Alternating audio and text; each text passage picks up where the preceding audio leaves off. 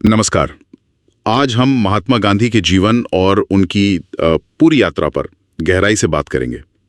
हमारे पास उनके जीवन के अलग अलग पड़ावों को समझने के लिए कुछ स्रोत हैं। एक तरह से महात्मा गांधी जीवन और यात्रा का हम खाका खींचेंगे। हमारा मकसद यह है कि गांधी जी के जीवन की जो मुख्य घटनाएं हैं, उनके विचार कैसे विकसित हुए और उनकी विरासत उसको समझें, जिसने सिर्फ भारत ही नहीं पूरी दुनिया पर असर डाला। तो चलिए सत्य, अहिंसा और स्वतंत्रता की उनकी इस खोज को परत दर परत खोलते हैं। शुरुआत करते हैं उनके जन्म से। 2 अक्टूबर 1869, पोरबंदर। उनकी मां काफी धार्मिक थी और वैष्णव जैन परंपराओं का गहरा असर रहा उन पर। और एक दिलचस्प बात यह भी है कि लंदन में जब वो कानून पढ़ रहे थे 1888 से 91 के बीच, तो उनकी रुचि शाकाहार और थियोसॉफी में भी बढ़ी। हाँ बिल्कुल, और शायद यही शुरुआती प्रभाव थे जिन्होंने उनके बाद के विचारों की नींव रखी, है ना। फिर 1893 में दक्षिण अफ्रीका जाना, वो तो जीवन का एक टर्निंग पॉइंट था। वहाँ जो नस्ली भेदभाव उन्होंने झेला, खासकर वो ट्रेन वाली घटना, उसने उन्हें अंदर तक झकझोर दिया। और इसी के चलते फिर 1894 में नटाल इंडियन कांग्रेस बनी। और सबसे जरूरी बात, दक्षिण अफ्रीका उनके लिए एक प्रयोगशाला बन गया, सत्याग्रह की प्रयोगशाला।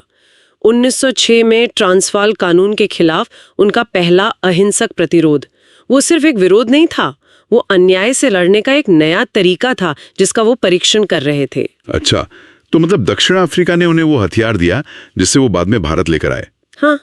1915 में जब वो भारत लौटे तो गोपाल कृष्ण गोखले ने उन्हें सलाह दी, हाँ, कि पहले देश को समझो, घूमो। सही। और फिर अहमदाबाद में आश्रम स्थापित किया। इसके बाद शुरू हुए उनके भारतीय आंदोलन, जैसे चंपारण सत्याग्रह 1917 का। वो बिहार के नील किसानों के शोषण के खिलाफ था। खासतौर पर वो 3 कठिया सिस्टम था ना। हाँ, 3 कठिया प्रणाली, जिसके तहत उन्हें अपनी जमीन के एक हिस्से पर नील उगाना ही पड़ता था। बिल्कुल, उसके खिलाफ वो सीधी कार्रवाई थी और सफल भी रही। सही कहा। चंपारण ने ये दिखा दिया कि उनका सत्याग्रह का तरीका भारतीय जमीन पर भी काम कर सकता है। और इसके फौरन बाद 1918 में गुजरात में खेड़ा सत्याग्रह हुआ। फसल खराब हो गई थी, लेकिन सरकार लगान वसूल रही थी। तो सरदार पटेल के साथ मिलकर उन्होंने किसानों को एकजुट किया और आखिर में सरकार को झुकना पड़ा, कर माफी मिली। ये जो शुरुआती जीतें थी, ये सिर्फ जीतें नहीं थी, इन्होंने गांधी जी को आम लोगों से जोड़ा और एक राष्ट्रीय नेता के तौर पर स्थापित किया। ये दिखाता है कि वो जमीनी स्तर पर बदलाव लाना चाहते थे। और इसी समय उन्होंने वो स्वदेशी का विचार भी आगे बढ़ाया। जी। चरखा और खादी, वो सिर्फ कपड़े नहीं थे। नहीं, बिल्कुल नहीं, वो प्रतीक बन गए। हाँ, आर्थिक आत्मनिर्भरता के और ब्रिटिश सामान के बहिष्कार के प्रतीक। फिर आया 1920 का असहयोग आंदोलन। वो जलियांवाला बाग जैसी घटनाओं के बाद शुरू हुआ था, लेकिन 1922 में चौरी चौरा में हिंसा हुई और उन्होंने आंदोलन वापस ले लिया। ये फैसला उस वक्त काफी विवादों में रहा होगा। बिल्कुल, बहुत ज्यादा। लेकिन ये फैसला गांधी जी के सिद्धांतों की दृढ़ता दिखाता है। उनके लिए अहिंसा सिर्फ कोई रणनीति नहीं थी, वो एक अटूट सिद्धांत था। आंदोलन सफल हो या ना हो, उसका अहिंसक रहना ज्यादा जरूरी था, भले ही इसकी कोई भी कीमत चुकानी पड़े। फिर देखिए 1930 का नमक सत्याग्रह, साबरमती से दांडी तक का वो पैदल मार्च। हाँ, वो तो बहुत मशहूर है। हाँ, नमक जैसी मामूली चीज पर टैक्स लगाकर उन्होंने उसे ब्रिटिश राज के अन्याय का एक बहुत शक्तिशाली प्रतीक बना दिया।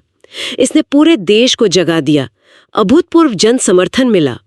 हालांकि वो जो 1931 में गोलमेज सम्मेलन हुआ लंदन में, उससे कोई खास राजनीतिक नतीजा नहीं निकला। बुराइयों से भी लड़ रहे थे, जैसे हरिजन आंदोलन, अस्पृश्यता के खिलाफ आवाज उठाई उन्होंने, दलितों के अधिकारों के लिए लड़े, हरिजन पत्रिका भी निकाली थी। हाँ। ऐसा लगता है जैसे उनके लिए स्वराज का मतलब सिर्फ राजनीतिक आजादी नहीं था, कुछ और भी था। आपने बिल्कुल सही पकड़ा।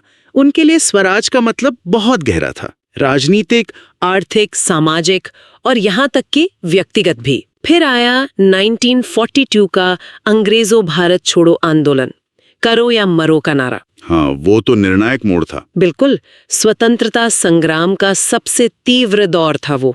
गांधी जी समेत कई बड़े नेता जेल गए। खैर, आजादी मिली, लेकिन 1947 में विभाजन की त्रासदी के साथ। और वो बहुत मुश्किल दौर था। देश सांप्रदायिक हिंसा की आग में जल रहा था। तब उन्होंने शांति बहाली के लिए, अब देखिए, बंगाल से दिल्ली तक यात्राएं की, कई बार उपवास रखा। हाँ, वो अपनी जान जोखिम में डाल रहे थे शांति के लिए। और फिर 30 जनवरी 1948 को उनकी हत्या कर दी गई। बहुत दुखद अंत। लेकिन क्या उनके विचार भी उनके साथ खत्म हो गए? अरे बिल्कुल नहीं। उनकी शहादत ने तो उनके विचारों को, सत्य, अहिंसा, सर्वोदय, स्वराज, इनको और भी ज्यादा प्रासंगिक बना दिया।